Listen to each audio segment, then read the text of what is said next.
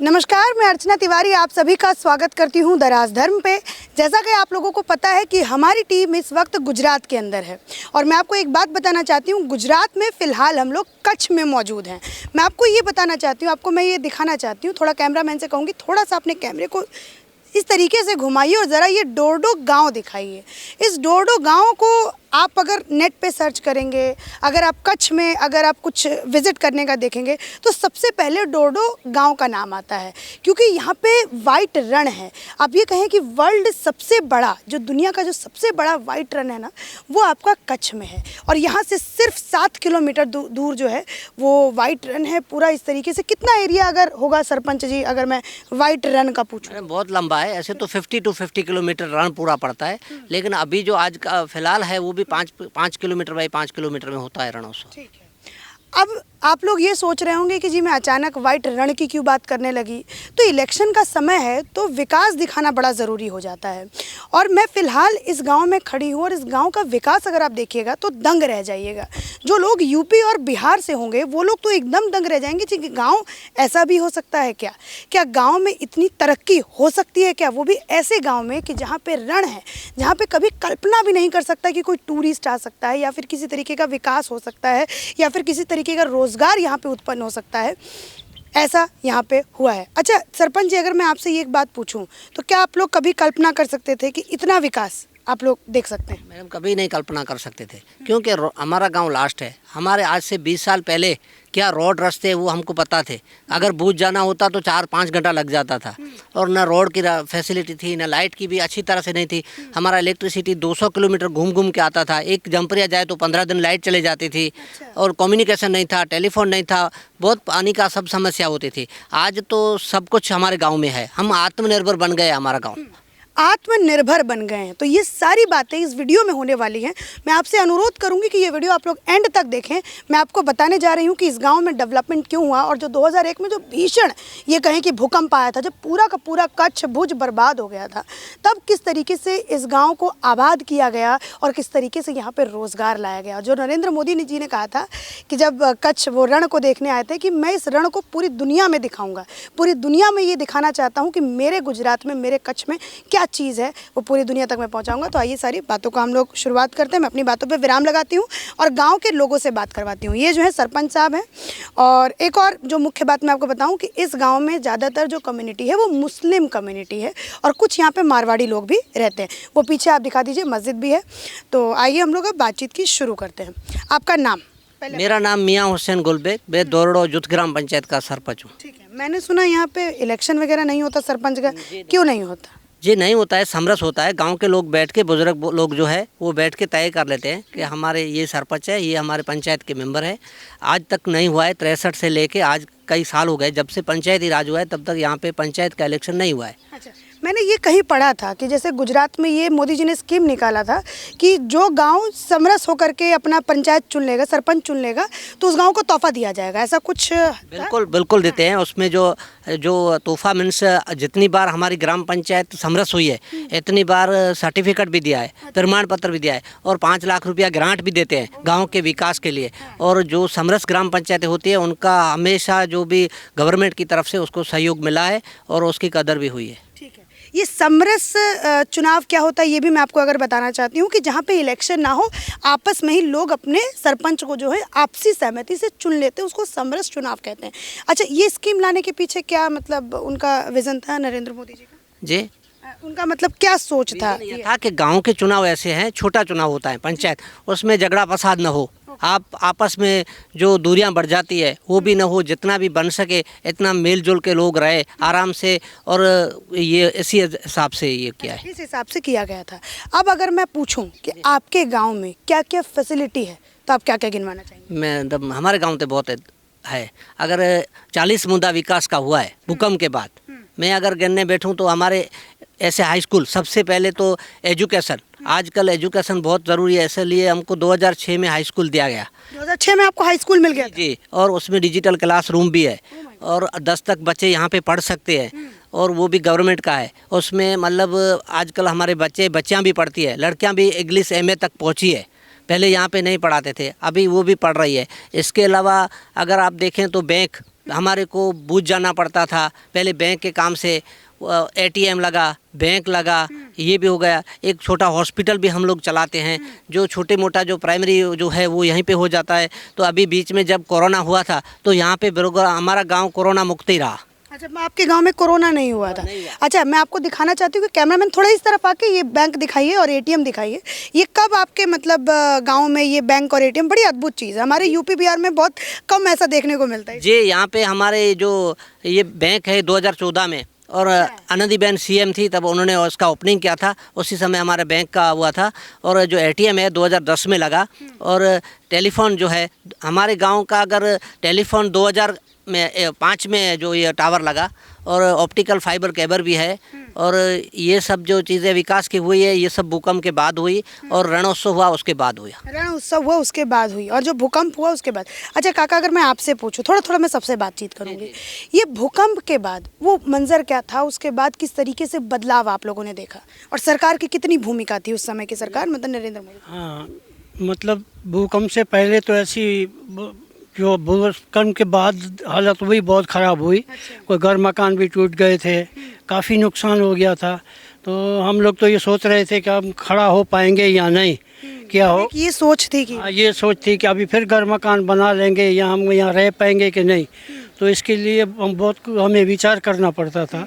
लेकिन गवर्नमेंट के सहकार से जल्दी तो कम टाइम में हम खड़े हो गए। हमारे घर मकान भी बन गए और रोज़ी रोटी का भी साधन हो गया। उसके बाद ये जब रणोत्सव चालू हुआ, रणोत्सव की वजह से बहुत जितना भी विकास चाहिए हमारी कल्पना नहीं थी इतनी वो हुई। जो आपको सरपंच ने बताया, इतनी सब सुविधा हो गई। तो फिलहाल तो सरपंच ने सब कुछ आपको बता दिया है। लेकिन अभी फ़िलहाल तो हम बहुत खुश हैं, राज़ी हैं। हमारे को कोई तकलीफ़ प्रॉब्लम नहीं है, और हम आज़ादी से जी रहे हैं, मज़े से जी रहे हैं। सब की रोज़ी रोटी चल रही है आराम से।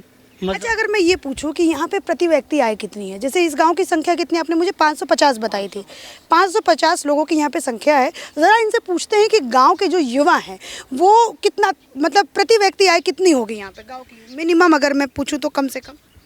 इसमें तो होगा तकरीबन 150-200 आदमी तो जवान होंगे। कुछ पढ़ रहे हैं, कुछ पढ़ने के बाद भी यहाँ हमारे एक केमिकल फैक्ट्री है। अच्छा, उसमें सब नौकरी लग गए। काफ़ी लोग यहाँ के हमारे 8-10 गांव के कम से कम 200 लड़के नौकरी लग गए हैं। केमिकल फैक्ट्री कब लगी है? ये लगी है 89 में। 89 में लगी है।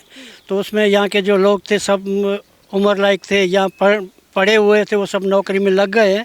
तो सबकी रोज़ी अच्छी तरह से चल रही है। फिर भी तनख्वाह कितनी मिलती है? तनख्वाह तो जो उसका जैसा काम, जिसका जो पोस्ट, लाख रुपये से होकर के 20,000 तक मिलता है।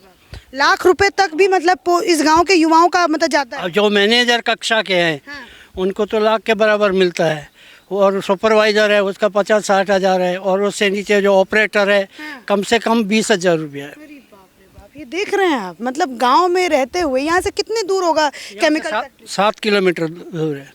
7 किलोमीटर दूर यहाँ पे केमिकल फैक्ट्री है। और इन्होंने मुझे बताया कि जो मैनेजर लेवल का है उसकी 1 लाख तक भी तनख्वाह जाती है। अच्छा, अगर और मैं थोड़ा लोगों से बातचीत करूँ तो बेटियाँ कितनी पढ़ी लिखी हैं यहाँ पे? अगर मैं बच्चियों की बात करती हूँ तो बच्चियों की कितनी साक्षरता है यहाँ पे? कितना तक आपके कितने बच्चे हैं? फिर मेरी खुद की 2 लड़कियां हैं। 2 लड़कियाँ हैं। कहाँ कितनी बड़ी हैं? एक 8 क्लास में पढ़ती है और एक 10 का उसने एग्ज़ाम भी दिया है। अच्छा। और उसका रिजल्ट भी अच्छा आया था। अच्छा, तो कितना आया था वो भी बता दीजिए। तो लगभग 56% के आसपास कुछ आया था। गुस्सा नहीं हुआ आप 56% आया तो? नहीं मैम, उसमें ऐसा था ना कि कोरोना के कारण यहाँ तो कोई मतलब वो परीक्षा तो लिया नहीं था। तो उस हिसाब से जो क्या था उसका, ऐसे अगर फिजिकली अगर वो परीक्षा देने जाती तो उसका परसेंटेज 100% ज़्यादा आता। पर वो सिचुएशन ऐसा था कि उस समय में जो कोरोना काल में तो सब बंद था, इसके कारण उसका थोड़ा परसेंटेज, हमारी जो गिनती थी उसमें 20-22% उसका कम ही आया था। आप उस समय तो अच्छा, अगर मैं पूछूं तो आपकी अभी लड़कियां मतलब 11th में होगी वो बड़ी वाली? हाँ, एक 11th में और एक 10 में है। 10 में। हाँ नहीं, तो कहाँ तक पढ़ाने का विचार है लड़कियों को?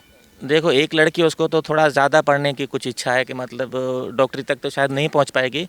तो मतलब नर्सिंग लेवल पे या उससे मैं या मतलब टीचर के हिसाब से उतना उनका भी मतलब है, और मेरी भी इच्छा है कि मैं उनको पढ़ाऊंगा, क्योंकि मैं 10 तक ही पढ़ाऊँ। मैं ये कंपनी में जो सर ने बताया, ये केमिकल फैक्ट्री में जॉब करता हूँ। 96 से मैं जॉब करता हूँ। आप 96 से जॉब करते हैं वहाँ पे? कितनी आप वहाँ पे किस उस पे हैं, पोस्ट पे हैं? मैं सुपरवाइज़र की पोस्ट पे हूँ।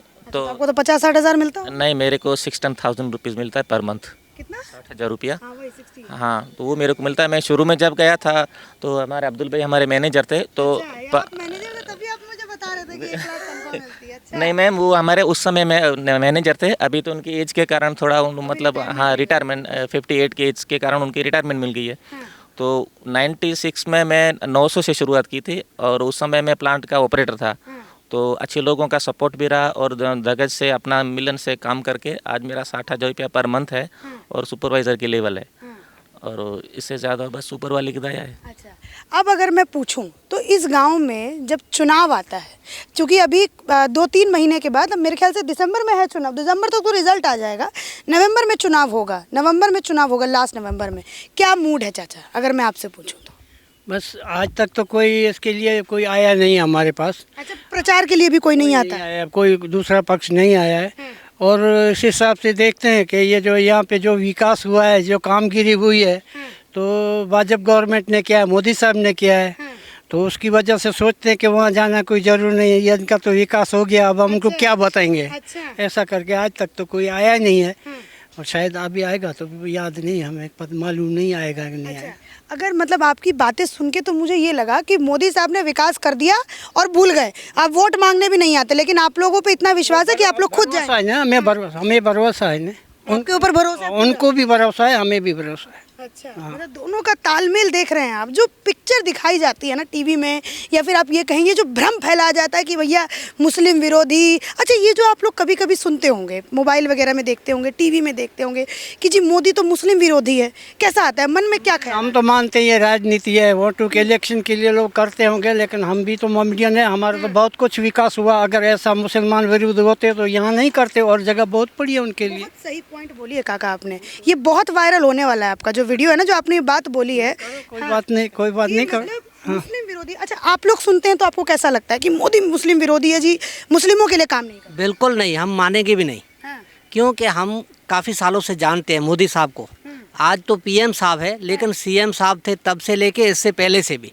लेकिन अगर ऐसी बात हमें कोई दिखाने नहीं लगी जिसमें ऐसा लगे कि मुस्लिम विरोधी है, सब मुस्लिम इस इलाके में जितना भी गांव आता है वो सब मुस्लिम है, लेकिन उनका आज आप विकास देखिए तो इतना बढ़िया हुआ है। आज जो साहब ने स्कीमें निकाली है, जैसे मेडिकल की है, जो भी है, उसमें कोई भेदभाव नहीं है, हर एक को कार्ड, माह कार्ड मिलता है, जो गरीब है जिसको जो लाभ है।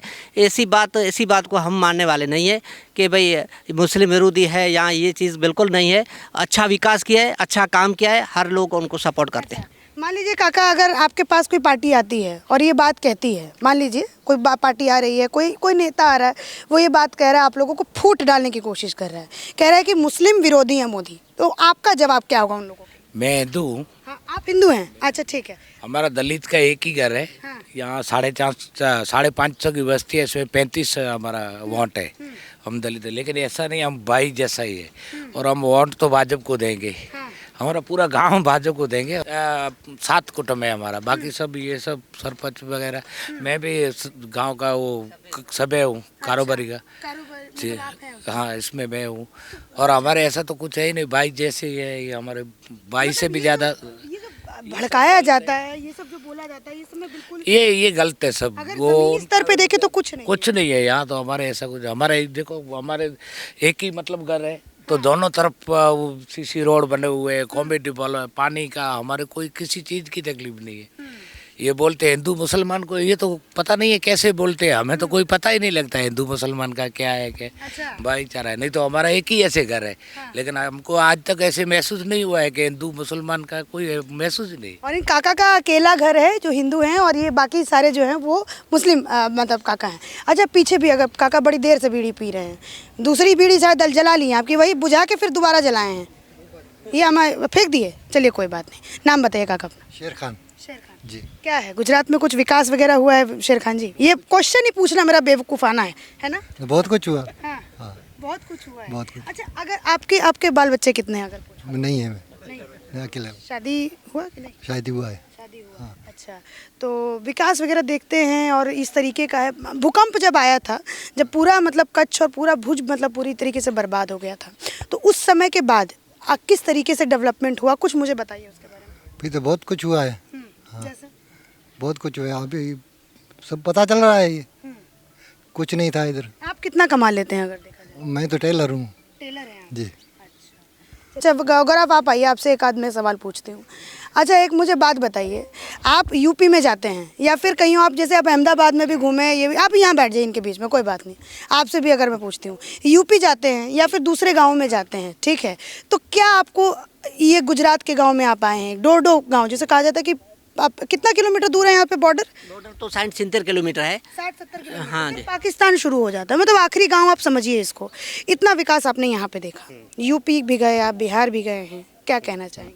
यूपी बिहार की अगर बात करें, जैसे कि सरपंच जी बता रहे थे कि मतलब 2006 से यहाँ पे हाई स्कूल का है, लेकिन अगर हम लोग जब यूपी में जाते थे, हम लोग खुद ही पढ़ते थे, जब देखते थे वहाँ पे मतलब कि 2006 पे हम लोग जब 10 या 2012 में जाते थे, तब उस समय अगर देखते थे तो वहाँ पे मतलब स्कूल से 20 किलोमीटर गांव से दूर आते थे बच्चे पढ़ने। अच्छा। मेरे कॉलेज में खुद ही। अच्छा। तो ये सब विकास की बातें सुनना तो मतलब कि बहुत बड़ी चीज़ हो गई हम लोगों के लिए।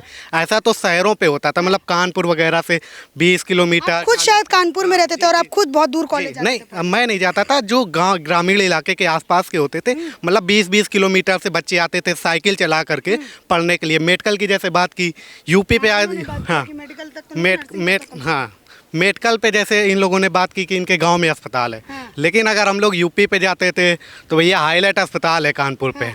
कानपुर का हाईलाइट अस्पताल है, पूरे उससे आते हैं, मतलब 2-4 जिले से लोग आते हैं वहाँ पे सेवाएं लेने के लिए। ऐसी चीज़ें यहाँ पे हुआ। अच्छा तो जलन नहीं होती है क्या? आप यूपी के रहने वाले हैं, यहाँ गुजरात में इतनी तरक्की है, तो जलन होती है क्या कि काश मैं भी गुजरात में पैदा होता है? जलन तो होती है। अब ये सब चीज़ें देखे तो आज जलन हो रही है कि मैं क्यों नहीं गुजरात में पैदा हुआ हूँ। ऐसी सारी चीज़ें देखने को मिलती है। आज जो हम लोग देख रहे हैं, मतलब आज जो महसूस कर रहे हैं, वो कितना पहले महसूस कर सकते थे। वो सब चीज़ें देख के जलन तो होती है, लेकिन अब हैं यूपी के, तो यूपी में भी अब लेकिन आ गया रामराज वाली चीज़ें चल रही हैं। यूपी में भी रामराज वाली चीज़ें मतलब आ चुकी है। तो ये मैंने आपको पूरा गांव का विकास जो था वो दिखाया, रण उत्सव की वजह से कितना डेवलपमेंट हुआ। अच्छा एक और चीज़, जैसे यहाँ पे टूरिस्ट आते हैं, है ना काका, तो टूरिस्ट आते हैं तो रहने की व्यवस्था किस तरीके से क्या है, वो थोड़ा सा मुझे आप एक्सप्लेन करें। मैडम यहाँ पे एक टूरिस्ट आते हैं तो उसके लिए एक तो टेंट सिटी लगा हुआ है जो 2008 से यहाँ पे शुरू हुआ है, वो भी नरेंद्र मोदी साहब ने शुरू किया। वो पहले रणोत्सव होता था तो खाली 3 दिन होता था, फिर 3 दिन हुआ, फिर 6 दिन हुआ, फिर 15 दिन हुआ, ऐसे करते करते आज 4 महीना चलता है। तो लोग टूरिस्ट बहुत आते हैं। उसके लिए एक हमारे यहाँ भी पंचायत और गांव की तरफ से जो गेटवे टू रण रिसोर्ट है, गवर्नमेंट ने दिया है, वो हम लोग चलाते हैं। आप लोग चलाते हैं उस सरकारी मतलब रिजॉर्ट को? गवर्नमेंट ने हमको हैंडओवर किया है, हम चलाते हैं। डीएम साहब के अंडर में रह के, जो हमारे डिस्ट्रिक्ट के डीएम साहब होते हैं, वो हमारे चेयरमैन के अंडर में रह के हमारी ग्राम प्रवासन विकास ट्रस्ट है वो चलाती है। उसमें गांव को लोगों को रोज़गार मिलता है, आने वाले लोगों को जगह मिलती है रहने की। और हमारा जो बुंगा है, यहाँ का जो हट है, वो उसमें बनाया है, क्योंकि ये यहाँ पे कल्चर भी उसका मेंटेन रहता है। ऐसी तरह से ऐसी फैसिलिटी है। उसके अलावा दूसरे लोगों भी यहाँ से लेके भिंडियारा तक लगभग 30 किलोमीटर में 37 रिसोर्ट होम स्टे हैं, जिसमें कम से कम 200-250 लोग रह सकते हैं। ऐसे लोगों ने भी अपने हिसाब से सब खड़ा किया है। 3-4 सरकार के है, बाकी ये टूरिस्ट के लिए यहाँ पे फैसिलिटी है। हमारे गांव में 7 तो हेलीपैड है, अगर कोई वीआईपी मूवमेंट हुए तो 7 तो हेलीपैड है, और अभी एयरशिप भी बन जाएगा। हम तो सोच रहे हैं अभी ये दिन ब दिन जो 5 साल पहले था उससे और आगे बढ़ा है, और 5 साल हो गया जाएगा तो और बढ़ेगा। दिन ब दिन शायद दौड़ो सिंगापुर बन जाए, दौड़ो सिंगापुर बन जाए। अच्छा काका, मैं अगर ये बात आपसे पूछूं कि क्या कभी ऐसा हो सकता है कि आप लोग किसी और पार्टी को या फिर किसी और मतलब राजनीतिक दल को आप लोग वोट कर सके, ऐसा हो सकता है? नहीं, हमारे टाइम में तो अभी नहीं हुआ, लेकिन आगे कुछ होगा तो पता नहीं। हमारे बड़ों ने कहाँ से कौन सा पाकिस्तान क्या था वो तो हमें मालूम नहीं है, लेकिन कांग्रेस का कोई मतलब है या फिर आम आदमी पार्टी, किसी का कोई चारा है क्या? नहीं, कोई नहीं है।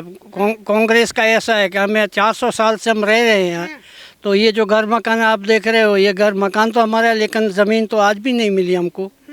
तो ये मोदी साहब में हमारी आशा है कि ये इनके रहने से हमारा फ़ायदा हो जाएगा। जो हम इतने सालों से रह रहे हैं, हमें हमारी जगह मिलेगी, तो ये आज भी उम्मीद है इनमें।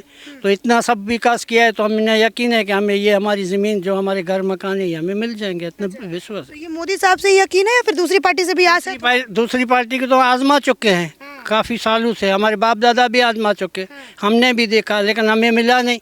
अभी वो मैटर बहुत चल रही है, सुप्रीम कोर्ट तक पहुंची है, लेकिन अभी तो आज सिर्फ हमारी आस जो है मोदी साहब में है। क्या लगता है आज पूरी करेंगे मोदी? बिल्कुल करेंगे, क्योंकि ये एक पुरानी मैटर है, तो ज़रूर हो जाएगा। इतना सारा विकास हुआ है तो ये कोई मोदी साहब के लिए तो आसान है, ज़रूर करेंगे। और बहुत हुआ है, उसके साथ ये भी हमको कर देंगे।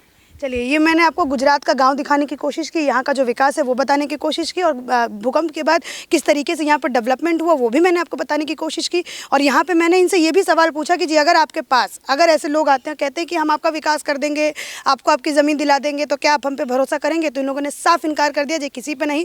एक ही इंसान है, एक ही व्यक्ति जिन पर हम अपना भरोसा और यकीन दिखाते हैं, वो है नरेंद्र मोदी जी। और उनका उन्होंने तर्क भी बताया कि क्या कुछ तर्क है, हम लोग मुस्लिम हैं लेकिन फिर भी हमारे साथ कोई भेदभाव नहीं होता है, जो भी विकास जो भी स्कीमें कहिए वो सब बराबर और सबके लिए ही आती हैं। इसी के साथ धन्यवाद।